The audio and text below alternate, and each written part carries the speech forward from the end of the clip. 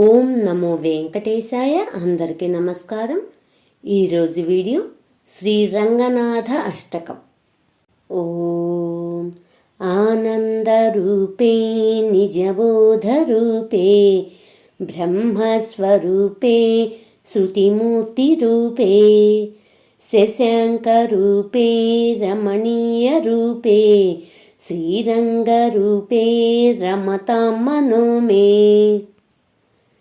కావేరీ తీరే కరుణావిలోలే మందారమూలే ధృతచారుకేలే దైత్యాంతకాలే ఖిలలోకలీలే శ్రీరంగలీలే రమతాం మనో మే.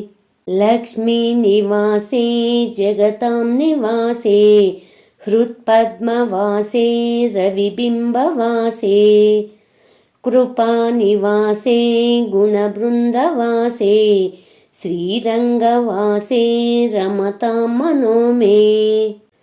బ్రహ్మాదివంద్యే జగదేకవంద్యే ముకుందవంద్యే సురనాథవంద్యే వ్యాసాదివంద్యే సనకాదివంద్యే శ్రీరంగవంద్యే రమతాం మనో మే. బ్రహ్మాదిరాజే గరుడాధిరాజే వైకుంఠరాజే సురరాజరాజే త్రైలోక్యరాజాఖిలలోకరాజే శ్రీరంగరాజే రమతాం మనో మే.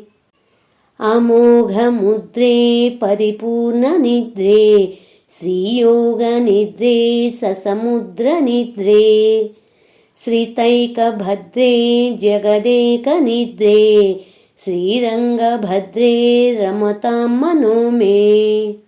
సచిత్రశాయీ భుజగేంద్రశాయీ నందాంకశాయీ కమలాంకశాయీ క్షీరాబ్ధిశాయీ వటపత్రశాయీ శ్రీరంగశాయీ రమతాం మనో మే. ఇదం హి రంగం త్యజతామిహాంగం పునర్న చాంగం యది చాంగమేతి పాణౌ రథాంగం చరణేంబుగాంగం యానే విహంగం శయనే భుజంగం. రంగనాథాష్టకం పుణ్యం ప్రాతరుద్ధాయ యః పఠేత్ సర్వాన్ కామానవాప్నోతి రంగిసాయుజ్యమాప్నుయాత్. ఇది శ్రీమచ్చంకరాచార్య విరచితం శ్రీరంగనాథాష్టకం సంపూర్ణం. Please subscribe, please like, share, comment. మరిన్ని శ్లోకాలతో నెక్స్ట్ వీడియోలో కలుద్దాం. ధన్యవాదములు.